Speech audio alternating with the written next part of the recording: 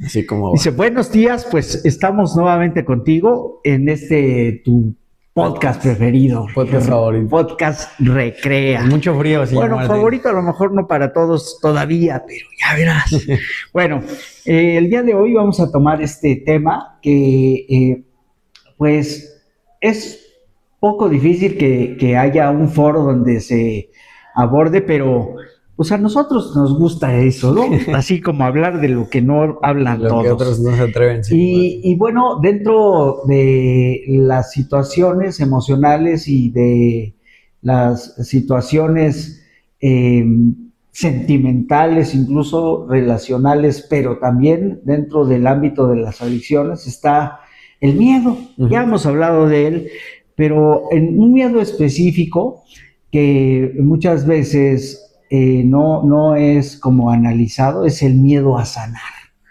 Fíjate, muchas personas, al igual que yo, están estacionados y no saben por qué. Por eso es que nosotros comenzamos a abordar la situación de definir, describir a través de lo que sentimos, a través de lo que vamos recibiendo de estímulos, las emociones. Hablamos de cómo describir las emociones y de las sensaciones que las emociones causan para de ahí poder tomar decisiones que con voluntad se convierten en acciones, pero muchos estamos estacionados en un miedo a sanar, porque incluso ya se ha vuelto un hábito mantenerse en una situación En ese estado mental. de la que no queremos salir, ¿sí? Y no sabemos por qué. Entonces, pues hoy vamos a abordar en tu podcast Recrea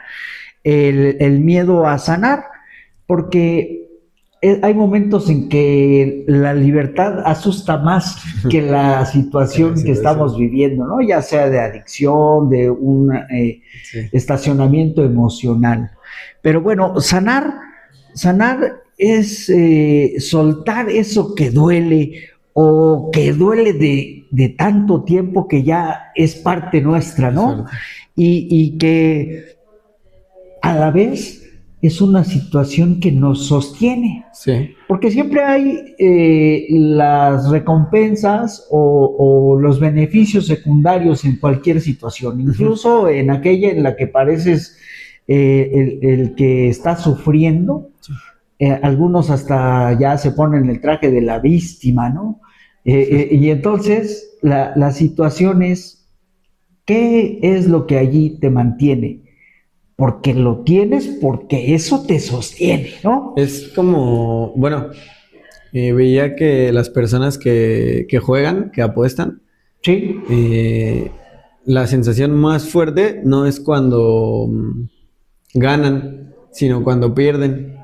Sí, y claro. Esa emoción tan fuerte del no querer estar ahí perdido, o sea, digamos, ya en bancarrota, por así decirlo, es lo que los hace volver a jugar. No el hecho de ganar y sentir como mucha emoción porque tengo el premio y así. Es el hecho de sentir que no tienen nada. Esa necesidad es como lo que los ata a seguir con ese comportamiento. Sí, es algo tremendo mirar la complejidad que hay en el pensamiento del humano. Ajá, y entonces lo uno con esto porque, como usted lo decía, a lo mejor me da miedo no abandonar la situación, sino el qué va a pasar después de que yo ya no esté haciendo lo que haga. Sí, ¿no? Es bueno, como incertidumbre. Hablo de la complejidad porque todos, sin excepción, nacemos con un sentido de supervivencia. Sí. Y para ello, pues están las emociones que ante los estímulos provocan una reacción para que nosotros tomemos una decisión. Todo esto en el sistema límbico, la amígdala, Sí. nos permite ir detectando por advertencias las cosas peligrosas, las cosas dañinas. Pero hay una situación en la que por algún trastorno o por algún enfoque equivocado, las cosas dañinas, las cosas de perjuicio, perdón, vienen a darnos unas sensaciones tan intensas que de repente son las que buscamos, Sí. ¿no? No el bienestar, el placer, la comodidad, sino el La dolor, la emoción, la adrenalina del peligro, ¿no? Entonces, a eso es a lo que nos vamos acostumbrando y luego por eso es difícil dejar los malos hábitos, las malas conductas, Ajá. las adicciones incluso, ¿no? ¿Y cree que tenga algo que ver con el hecho de sentir? Porque mire, yo le digo, un perro no funciona igual que un humano, ¿no? Pero le voy a poner un ejemplo. Yo tenía un perro que se llamaba Brownie y él era muy hiperactivo, entonces él corría mucho. Cuando le ponía su correa, él no se dejaba de jalar así como por el lugar donde lo ibas paseando y todo, pero él se ponía muy contento desde que veía la correa. Una vez en un campo abierto, yo le quité la correa y no corrió. Yo me imaginé que iba a salir disparado y así. No, se quedó así sentado como sin saber qué hacer. Y entonces creo que solo se sentía con esa emoción de jalarse, de caminar, de correr, cuando tenía la correa puesta. Como que la correa para él significaba algo. Y cuando no la tuvo, pues no Sí, supo sí, qué hacer. por ejemplo, mira, con esto que tú me comentas ahora, dices bien, la reacción de los animales no es la misma que de Oye, los humanos ajá, porque la diferencia no está tienen en el conciencia. Ajá, razonamiento. Pero la situación es que nosotros también tenemos un pensamiento primitivo. sí, No quiero decir animal para que no se vaya a ofender nadie, nadie, ¿no? pero el pensamiento primitivo puede llegar a controlar las Sí, situaciones en las cuales de repente parece que nos llevamos por instintos, que nos llevamos por el jalón de los deseos, ¿no? Y entonces el asunto es, pero cuando alguna situación que me va a traer un mal o un perjuicio empieza a controlarme, entonces yo le cedo el lugar sí. en lugar del razonamiento. Ujú. Y por eso comienzo a hacer cosas que para la estructura de los razonadores pues estoy Haciendo lo fuera de incorrecto. mí, ¿no? Sí, Estoy haciendo cosas equivocadas, estoy haciendo cosas que no debería, pero la complejidad del pensamiento, me gusta mucho el libro del pensamiento adictivo del el psiquiatra, también rabino Abraham Tversky, donde habla acerca de cómo el trastorno del pensamiento adictivo hace que las cosas equivocadas ujú, al que las comete le parezcan bien. bien, ¿Sí? sí, Y no importa si es con consumo de sustancias o si es con conductas adictivas o si es con conductas fuera de lo que nosotros llamamos la normalidad. sí, Que a mí no me gusta tomar esa palabra porque normal es pues no. extraterrestres, Ajá. ¿no? Se vuelve, ¿cómo llamarlo? Muy literal la conducta de una persona que tiene una condición de adicción, porque, por ejemplo, lo que dijo hace rato, ¿no? Le parecen como, vamos a llamarle normales, pero comunes, no sé. Si tú le dices, no, es que, pues eso te hace daño, o sea, literalmente es como que su pensamiento dice, sí, sí me hace daño, o sea, no lo pasa Un filtro. por un filtro.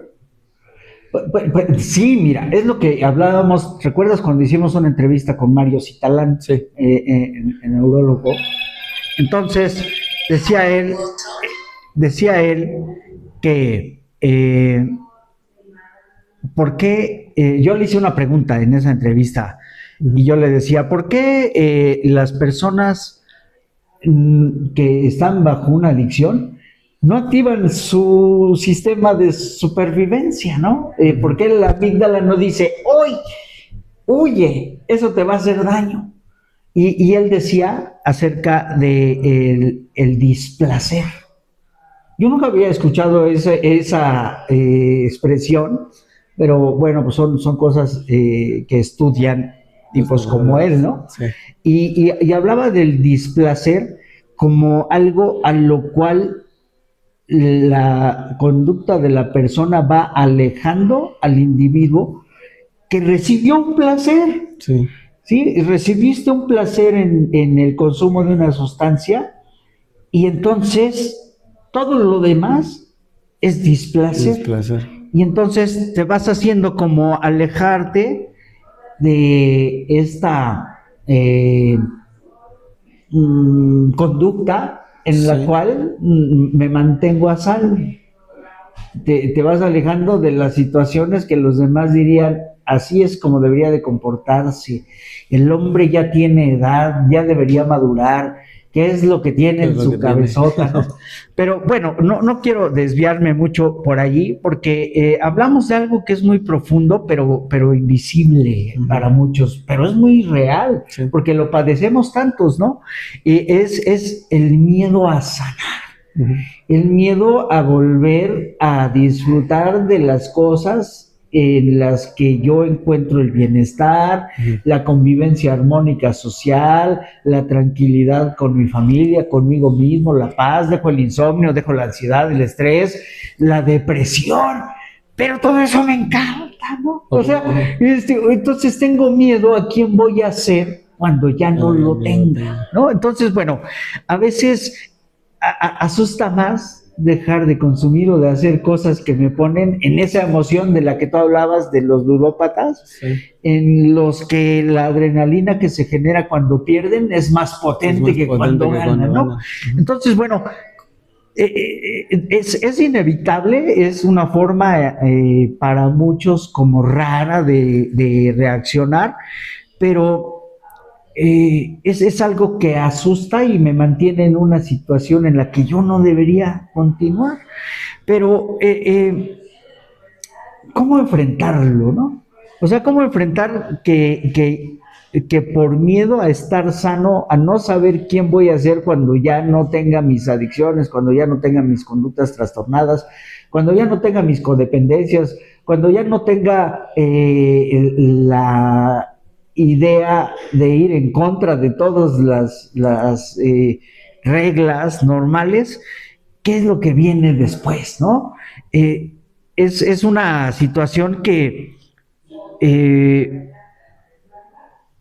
pues de repente voy a mirar el vacío que tengo, ¿no? Porque hasta hoy lo he tapado con cosas que me hacen evadir.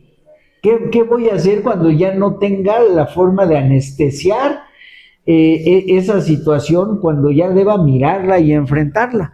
Bueno, pues primero debo hacer unas autoanálisis situacional, ¿no? O sea, ver qué es la situación que a mí me mantiene en un estacionamiento emocional, en una codependencia, en un sufrir, pero ¿por qué no he hecho nada por ir hacia una situación diferente, ¿no? Porque ya hablamos anteriormente acerca de que hay que soltar, ¿sí? Hay que soltar relaciones, hay que soltar situaciones, personas, hay que soltar incluso labores, incluso actividades. Que hoy me pueden mantener en una situación que para mí no es que me está trayendo paz, que me está trayendo armonía interior, que me está trayendo una integridad a mi persona. Hay que soltar. Bueno, pero recuerda que soltar no solamente es como hacer que no pasó, ¿sí? Soltar es recordar por qué lo dejo.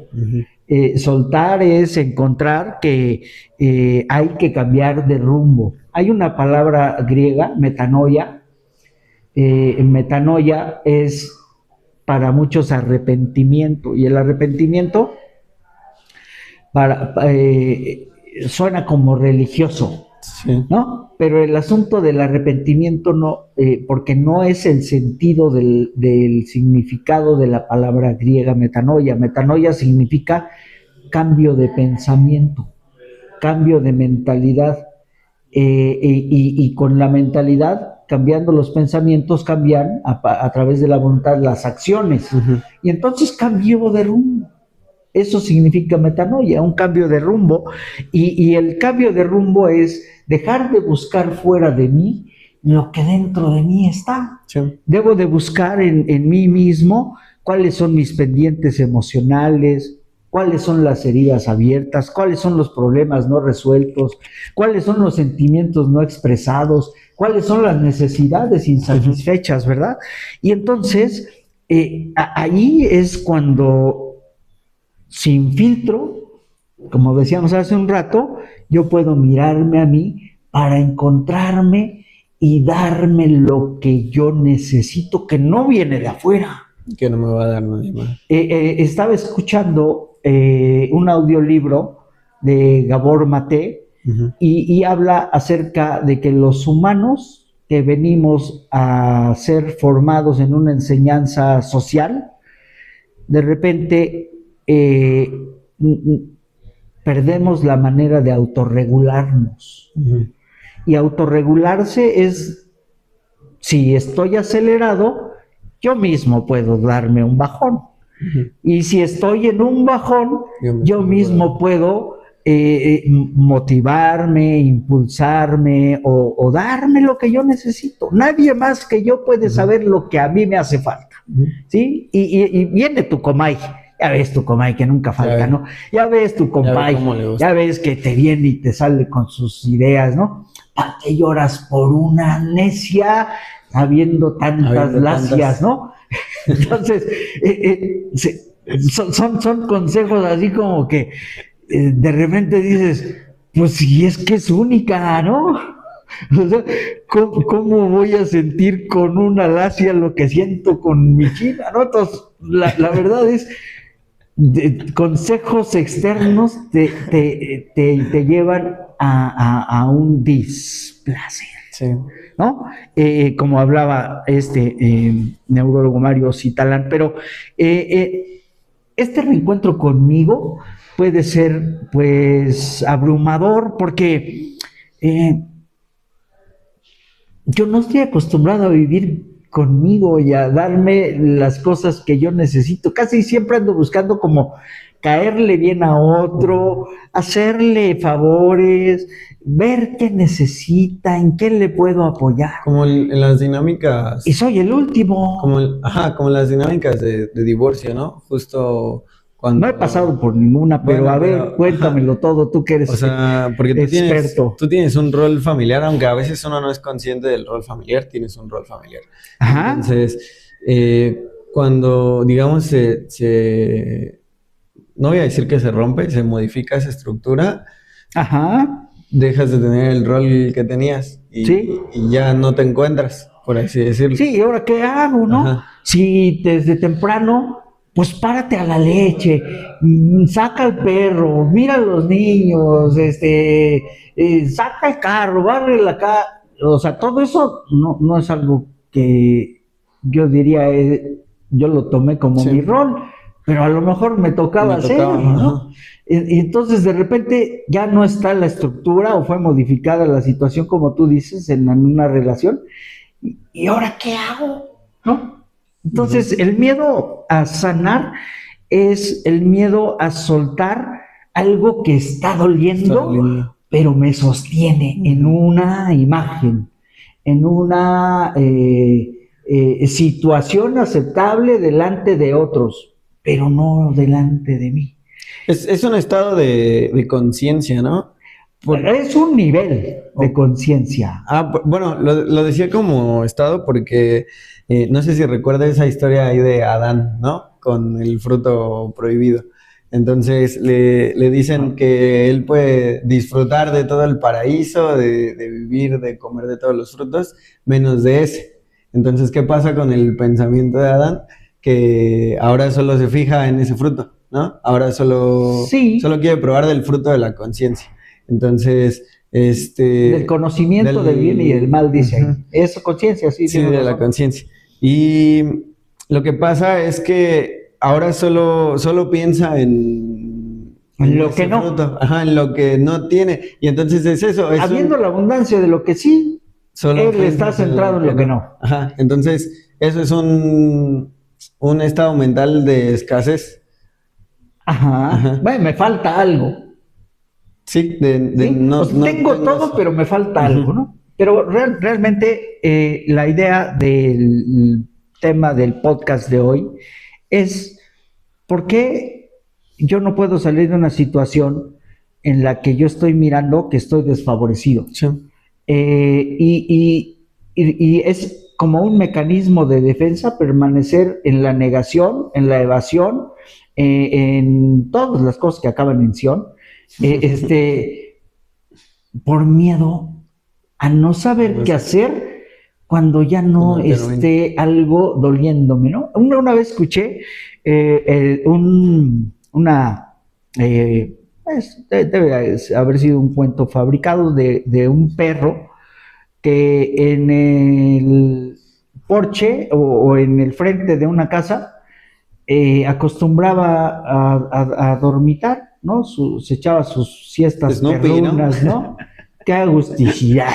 Y entonces, pero se acostaba en un lugar donde la duela de la entrada hacia la casa, el porche, tenía un clavo salido. Okay. Y se acostaba en el clavo y en lugar de disfrutar de la siesta o de estar, se la pasaba quejándose, ¿no? Así, los aullidos perrunos. Le dolía, pero no se quitaba. O sea, teniendo todo el lugar donde no hubiera algo que lo estuviera lastimando, él buscaba el lugar de lastimar, ¿no?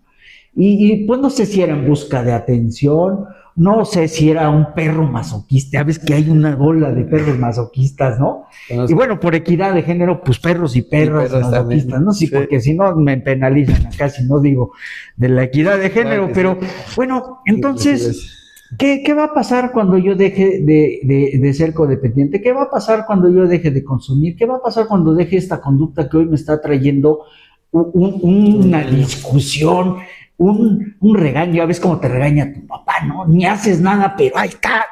Entonces el asunto, hola, ¿cómo estás? Bueno, entonces, ¿qué es lo que va a pasar si me arrancan la única forma que hoy me sostiene como forma de sobrevivir? Es como de repente, no sé si te ha pasado, pero ¿a ti te gusta andar desnudo? Sí. Sí. ¿Y delante de la gente? O depende de... ¿Nunca te has metido a bañar y de repente se te olvidó la toalla y no hay nadie que responda a tu pedido por la toalla, pero sabes que están ahí? Y no sales. Pero, y entonces estás con que enseño el rabo, no lo enseño, voy con mis miserias o no voy, y estás ahí con miedo a presentarte desnudo, sí. ¿No? Entonces, ¿qué pasa? Pues estás tiritando porque estás todo mojado ahí, pero allá está la toalla que te puede salvar. Pero tú no puedes presentarte desnudo, ¿no? Ese pasillo interminable. El pasillo interminable. Entonces, el miedo a sanar es ir por la toalla que me va a traer el asunto de resolver mi situación, ¿no? Pero pues son desde la psicología, la mirada de la psicología como mecanismos invisibles, como el apego al dolor, ¿no? Como algo que de tan conocido prefiero abrazarlo a soltarlo e ir por algo que puede ser mejor, bueno, más beneficioso, algo benéfico, algo que me traiga paz, que me traiga bienestar, tranquilidad, pero yo estoy de aferrado y esto pues también podría definirse como un autosabotaje, sí, ¿no? Donde no necesito enemigos para estar peor, ¿no?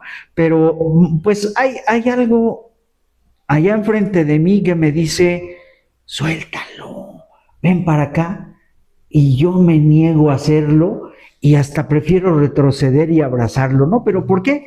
Porque renunciar a una identidad que me ha sostenido durante mucho tiempo es difícil. Claro. La resistencia al cambio no viene a ser quebrada hasta que el dolor a una situación es tan insoportable que prefieres dejarlo para ir por un dolor aceptable, posiblemente más leve, okay, o posiblemente sin dolor, sí, pero es desconocido, ¿no? Entonces, yo me niego a romper esta autoimagen, esta identidad, y por eso este proceso duele, y hay que pasar ese duelo, porque es una especie de luto. Ya se murió el viejo Martín, ¿no? Uh-huh. Y tantos años que he vivido con él, entonces pues duele dejarlo, ¿no? Pero pues viene ahí algo que también en la psicología llaman la trampa del impostor, ¿no? En la que el diálogo interno de alguien que comienza a avanzar, por ejemplo, en un programa de ayuda mutua o de autoayuda, como algunos le dicen, no se reconoce a sí mismo como digno de estar mejor, uh-huh, como digno de tener una condición superior. Le gusta estar en el espacio del humillado, del compadecido, y pues allí es una de las ideas que nos juega la mente, porque no es que estés solo ni que nadie quiera ayudarte, sino que así te sientes. Uh-huh. Y este sentimiento personal evita que avances. Entonces, pues yo digo que hay que tomar la oportunidad, es parte del camino. Como decías hace un rato acerca de esta situación en la que se modifica el matrimonio y que en la sociedad se llama divorcio, y no es el rompimiento, es una modificación de la condición de dos personas que formaron una institución social, uh-huh, ¿no? Pero la modificación de esa situación debería de haber sido sopesada por los individuos que la formaban, de manera de, esto está doliendo más que lo que pudiera significar modificarlo, ¿no? Uh-huh. Entonces, pues es más fácil salir evadiendo estas situaciones o salir huyendo de ellas que enfrentarse a uno mismo. Sí. Y decir, yo mismo, ¿cómo me sentiría mejor, no? Casi no nos hacemos esas preguntas.